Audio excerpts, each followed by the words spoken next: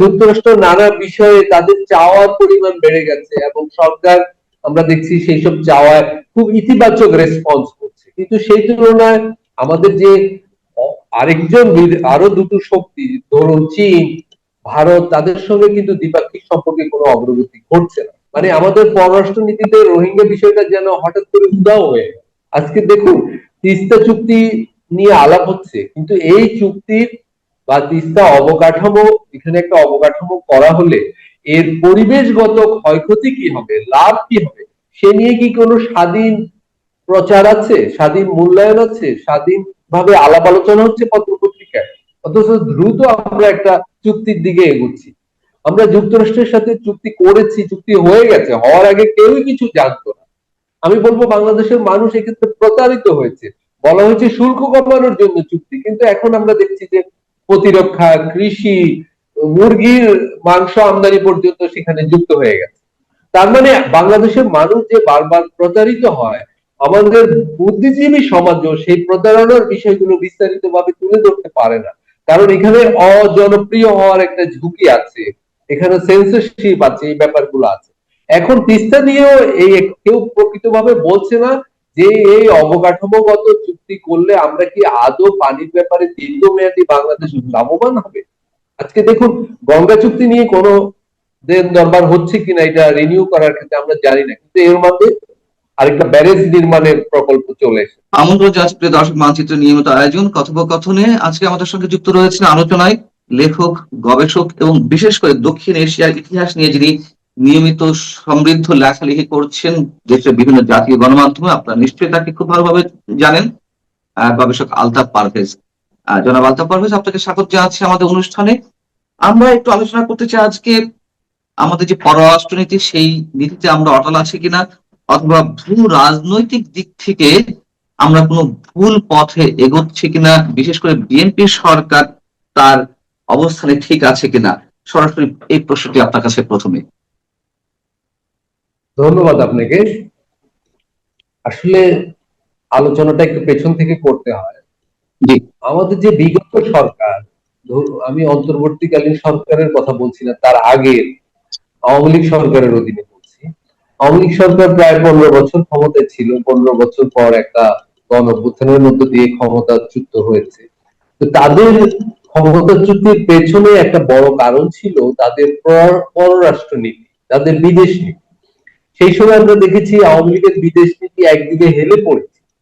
মানে যাবতীয় সম্পর্কটাই কেন্দ্রীভূত হয়েছিল ভারতের সঙ্গে। আবার ভারত বাংলাদেশ সম্পর্কে একপাক্ষিক ভাবে ভারত নানা ধরনের সুবিধা নিচ্ছে, বাংলাদেশ তার ন্যায্য পাওয়াগুলো, চাওয়াগুলো পাচ্ছিল। এইটা ছিল জনগণের ক্ষোভের একটা বড় কারণ। মানে অভ্যন্তরীণ শাসনের সংক্রান্ত ক্ষোভের পাশাপাশি আওয়ামী লীগের বিদেশ নীতিও গণ অভ্যুত্থানের পেছনে একটা কারণ। তো সেই গণ অভ্যুত্থানের শিক্ষা যদি আমরা বিবেচনা করি, শিক্ষা হলো যে কোন এক দেশের দিকে হেলে পড়ে থাকা ভুল হবে। এটা একটা রাজনৈতিক সরকারের জন্য ঝুঁকি, আবার দেশের স্বার্থের জায়গা থেকেও ভুল পররাষ্ট্র নীতি। তো এটা আমাদের লার্নিং 24-এ গণ অভ্যুত্থানের বিদেশ নীতি সংক্রান্ত।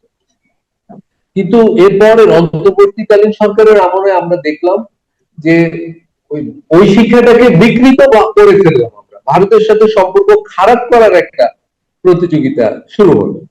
আবার সম্পর্কটা হেলে পড়তে থাকলো যুক্তরাষ্ট্রের, এবং শেষ পর্যন্ত এমন হলো যুক্তরাষ্ট্রের সঙ্গে নির্বাচনের আগে একটা গোপন চুক্তিও হয়ে গেল। যদিও বলা হলো চুক্তিটা হচ্ছে শুল্ক বিষয়ে, বাণিজ্য বিষয়ে, কিন্তু দিন যত থাকলো আমরা জানতে পারলাম চুক্তিটা প্রতিরক্ষা থেকে কৃষি পর্যন্ত বহু বিষয়। এবং এখানে চুক্তির যে ধারাগুলো, সেগুলো দেখা যাচ্ছে যে বাংলাদেশের স্বাধীন সিদ্ধান্ত গ্রহণের ক্ষমতা, একটা স্বাধীন দেশ হিসাবে আন্তর্জাতিক বিষয়ে সিদ্ধান্ত নেওয়ার ক্ষমতা, বাণিজ্য বিষয়ে সিদ্ধান্ত নেওয়ার ক্ষমতা অনেক কমে গেল। বর্তমান যখন নির্বাচিত সরকার আসলো, ইতিমধ্যে 3 মাস পেরিয়েছে এই সরকারে, আমরা দেখলাম যে তারা অন্তর্বর্তীকালীন সরকারের একটা ভুল সংশোধন করছে, যে ভারতের সাথে সম্পর্ক স্বাভাবিক করার চেষ্টা করছে। কিন্তু সম্পর্কের বিদেশ নীতির বড় অংশই আমরা দেখতে পাচ্ছি যুক্তরাষ্ট্রের দিকে আবার হেলে পড়ার একটা ভঙ্গি। বিশেষ করে জাতীয় সংসদে ওই যুক্তরাষ্ট্রের সঙ্গে যে গোপন চুক্তিটা হলো সেটা নিয়ে কোনো আলোচনা হলো না, সেটা উত্থাপিত হলো না, সেটা নিয়ে বিরোধী দলও কোনো কথা বলছে না। এবং আমরা দেখছি এর মাঝে দেশে অর্থনৈতিক সংকট, টাকার সংকট, আইএমএফ এর কাছে সরকার মাত্র 1 কোটি বিলিয়ন ডলারের জন্য ধর্ণা দিচ্ছে, কিন্তু এই সময় আমরা দেখছি 10টি বোয়িং কেনার জন্য 4 বিলিয়ন ডলারের চুক্তি হয়েছে যুক্তরাষ্ট্রের সঙ্গে। হ্যাঁ, তার মানে সব মিলে এবং যুক্তরাষ্ট্র নানা বিষয়ে তাদের চাওয়ার পরিমাণ বেড়ে গেছে এবং সরকার আমরা দেখছি সেই সব চাওয়ায় খুব ইতিবাচক রেসপন্স করছে, কিন্তু সেই তুলনায় আমাদের যে আরেকজন আরো দুটো শক্তি ধরুন চীন, ভারত, তাদের সঙ্গে কিন্তু দ্বিপাক্ষিক সম্পর্কে কোনো অগ্রগতি ঘটছে না। যেমন আমি একটা সুনির্দিষ্টভাবে বলতে চাই, ভারতের সঙ্গে আমাদের জরুরি দ্বিপাক্ষিক সম্পর্ক আছে, কারণ তিন দিকেই তো সীমান্তের ভারত, আরেকদিকে বর্মা। এই দুটো দেশের সাথে আমাদের জরুরি অনেকগুলো প্রসঙ্গ আছে। ধরুন বর্মার সঙ্গে আমাদের রোহিঙ্গা বিষয়, গত 3 মাসে এই বিষয়ে একটা শব্দ শোনা যায়, মানে আমাদের পররাষ্ট্র নীতিতে রোহিঙ্গা বিষয়টা যেন হঠাৎ করে উধাও হয়ে গেল। তারপরে ভারতের সাথে আমাদের এবছরই গঙ্গা চুক্তি নবায়ন করা, সেই বিষয়ে আমরা কোনো আলাপ আলোচনা এগুচ্ছি কিনা আমরা জানি না। ভারতের সাথে আমাদের সীমান্তে যে মানুষ মারা হয়, খুন হয়, আহত হয়, হয়রানির শিকার হয়, এই বিষয়টি নির্বাচনের পর কিন্তু কমছে না, পুশহীন কমছে না। এবং আসামের মুখ্যমন্ত্রী দাবি করেছেন উনি নিয়মিত পুশহীন করে যাচ্ছেন, সেগুলো আমাদের সংবাদ মাধ্যমে আসছে না। তো ভারতের সাথে যে আমাদের এই দ্বিপাক্ষিক সম্পর্ক বিষয়গুলো, সেগুলো নিয়ে কিন্তু সুনির্দিষ্ট আলোচনা শুরু হয়েছে এমন কোনো খবর আমরা দেখছি না, যদিও আমি আমাদের পররাষ্ট্রমন্ত্রী এই বিষয়ে একটা প্রশ্ন অবশ্যই রয়েছে, আমি প্রশ্ন করছি তার আগে যদি আমি আপনি আওয়ামী লীগের বিষয়ে বলছিলেন যে ভারতের প্রতি ঝুঁকে পড়েছিল, এটা একেবারে সত্য কথা, কিন্তু এই কথাও তো সত্য যে চীনের প্রতিও শেষ মুহূর্তে এসে শেখ হাসিনা ঝুঁকে পড়েছিলেন নানান ধরনের বাণিজ্যিক সম্পর্ক, এবং যেটি ভারত ভালো চোখে নিচ্ছিল না। তো এগুলো মানুষ দেখছিল যে আমরা ভারতের সাথে একটা সুসম্পর্ক চাই বটে, কিন্তু আমাদের নির্বাচনী ব্যবস্থায়, আমাদের রাজনীতিতে তারা হস্তক্ষেপ করবে, তাদের মতামতকে একচেটিয়া ভাবে গুরুত্ব দিতে হবে, এইটা মানুষ ভালোভাবে নেয়। দ্বিতীয়ত দেখুন, গত শেখ হাসিনার আমলের যদি 15 বছরকে আমরা বিবেচনা করি বছর ওয়াইজ, আলোচনার টেবিলে পানি, বর্ডার, বাণিজ্য ভারসাম্য এগুলো থাকতো, কিন্তু ধীরে ধীরে আমরা দেখলাম ভারতের বিষয়গুলোই গুরুত্ব পাচ্ছে, ট্রানজিট বিষয় গুরুত্ব পাচ্ছে, এবং ট্রানজিট তারা পেয়ে গেল, নৌ যোগাযোগ, রেল যোগাযোগ, মানে তাদের পাওনাগুলো তারা একচেটিয়া পাচ্ছে, বাংলাদেশের পাওনাগুলো বাংলাদেশ সরকার শক্তভাবে তুলে ধরতে পারছে। আমি এখানে কিন্তু ভারতকে একচেটিয়া ভাবে দোষারোপ করতে চাই না, যে কোনো দেশই চাইবে অপর দেশ থেকে তার স্বার্থই বেশি আদায় হোক, তো ভারত সেটা সফলভাবে করেছে, কিন্তু বাংলাদেশ সরকার তখন সফলভাবে তার ইস্যুগুলো, তার জনগণের বিষয়গুলো আদায় করে আনতে পারে। তিস্তা চুক্তি হয়, বর্ডার কিলিং বন্ধ হয়, এবং বাণিজ্য ভারসাম্য আসেনি, আমরা ট্রানজিট দিয়েছি, বিনিময়ে কিছু পাওয়া যায়।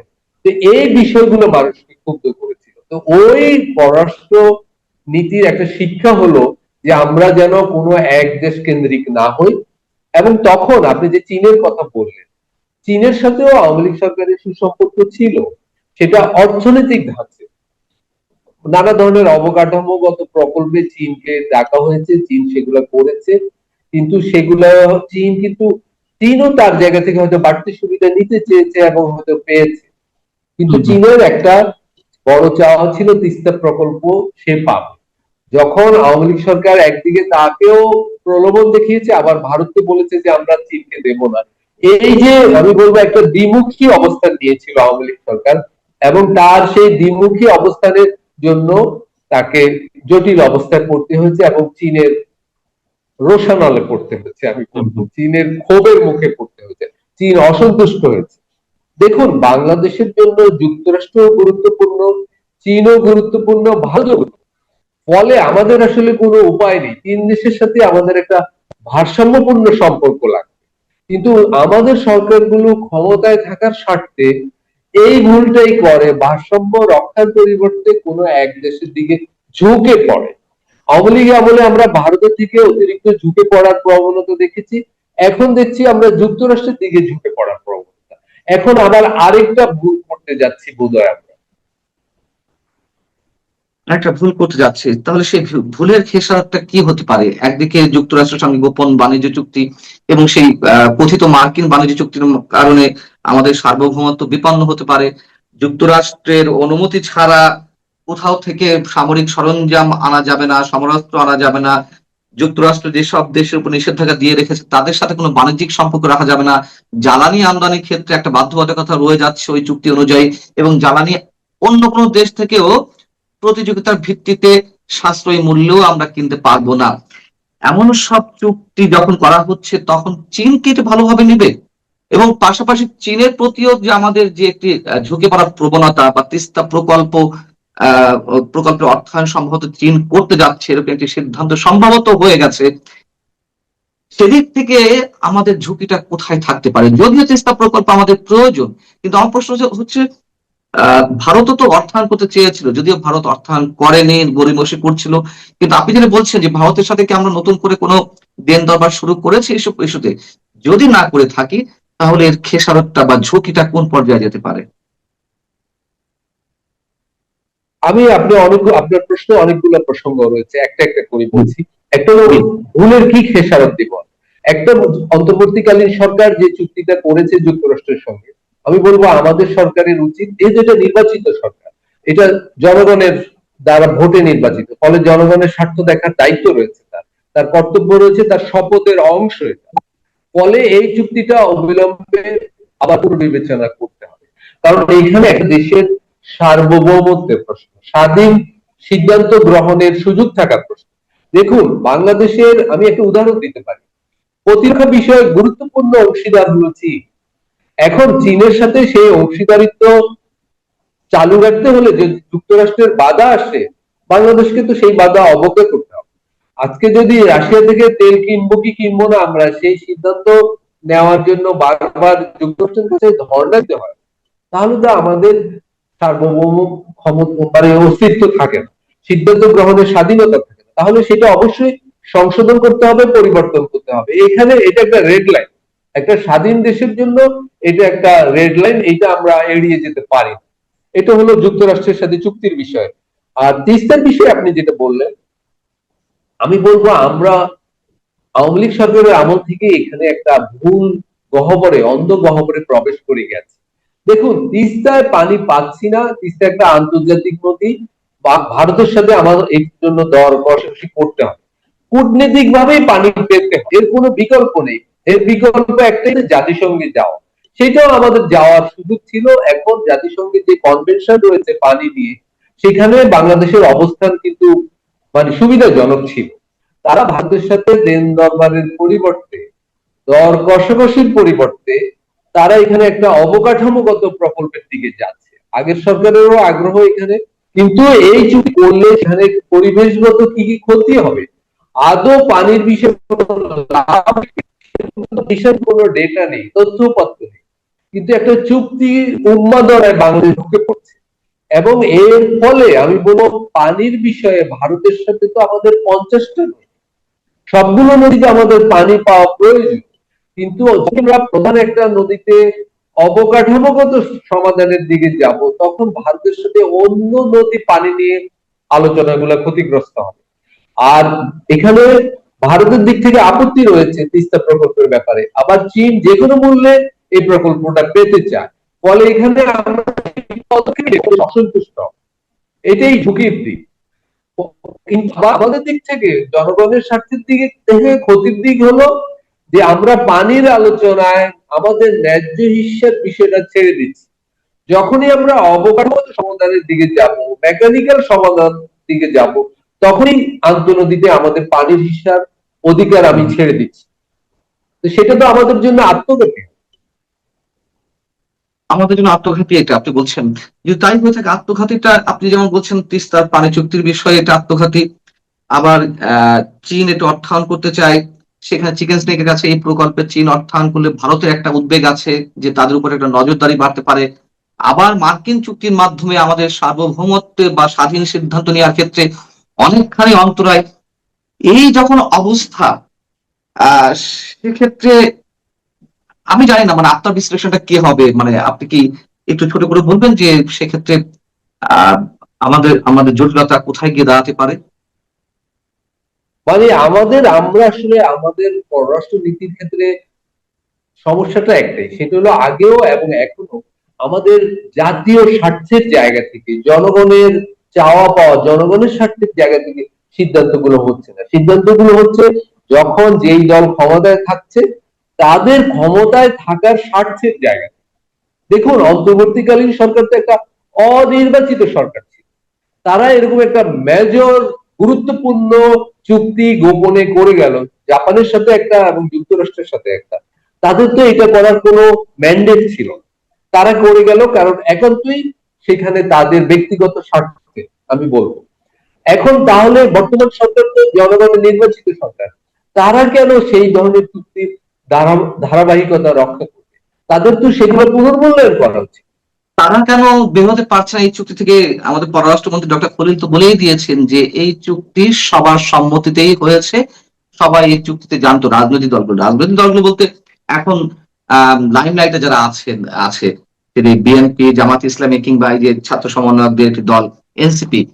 তো আহ, আপনি বলছেন যে একটা অনির্বাচিত সরকার ব্যক্তির স্বার্থে এই চুক্তিটা করেছে, তাহলে এই বর্তমান সরকার বিএনপি সরকার বা বিএনপি অথবা জামাতে ইসলামী বা এনসিপি যদি সবাই জেনে থাকে, তাহলে তো প্রত্যেকেরই স্বার্থ ছিল নিশ্চয়ই, নইলে এখান থেকে বের হচ্ছে না কেন? নিশ্চয়ই, নিশ্চয়ই, কিন্তু সম্প্রতি আমি দেখলাম সর্বশেষ এই সপ্তাহে জামাত ইসলাম বলেছে তাদের সাথে এই চুক্তি নিয়ে আলোচনা করা হয়।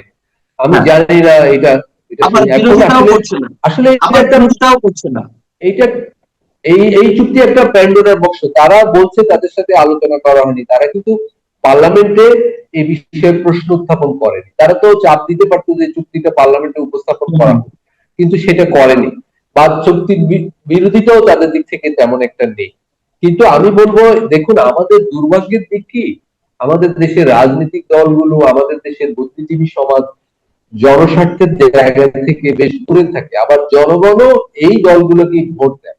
আজকে দেখুন, তিস্তা চুক্তি নিয়ে আলাপ হচ্ছে, কিন্তু এই চুক্তির বা তিস্তা অবকাঠামো, এখানে একটা অবকাঠামো করা হলে এর পরিবেশগত ক্ষয়ক্ষতি কি হবে, লাভ কি হবে, সে নিয়ে কি কোনো স্বাধীন প্রচার আছে, স্বাধীন মূল্যায়ন আছে, স্বাধীন ভাবে আলাপ আলোচনা হচ্ছে পত্র পত্রিকায়?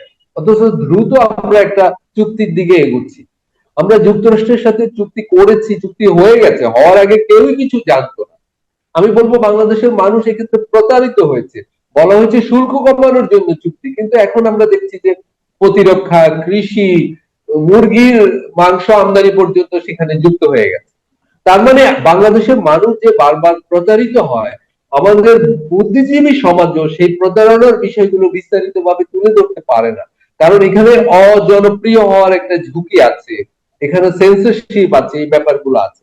এখন তিস্তা নিয়েও এই কেউ প্রকৃতভাবে বলছে না যে এই অবকাঠামোগত চুক্তি করলে আমরা কি আদৌ পানির ব্যাপারে দীর্ঘমেয়াদী বাংলাদেশ লাভবান হবে। আজকে দেখুন, গঙ্গা চুক্তি নিয়ে কোনো দেন দরবার হচ্ছে কিনা এটা রিনিউ করার ক্ষেত্রে আমরা জানি না, কিন্তু এর মধ্যে আরেকটা ব্যারেজ নির্মাণের প্রকল্প চলে এসেছে। মানে আমাদের নীতি নির্ধারকরা আমাদের সবসময় বড় বড় অবকাঠামোগত প্রকল্পের দিকে নিয়ে যাচ্ছে, কিন্তু আমাদের তো 50টা নদীতে ভারতের কাছ থেকে আমাদের হিস্য অনুযায়ী পানি পাওয়ার ব্যাপার আছে।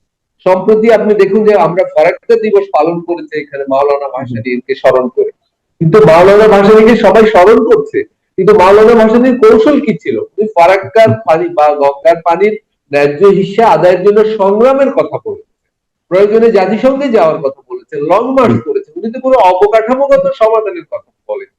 তার মানে আমরা আমরা কতটা স্ববিরোধী আচরণ করছি সেটাই দেখা গেল এখানে।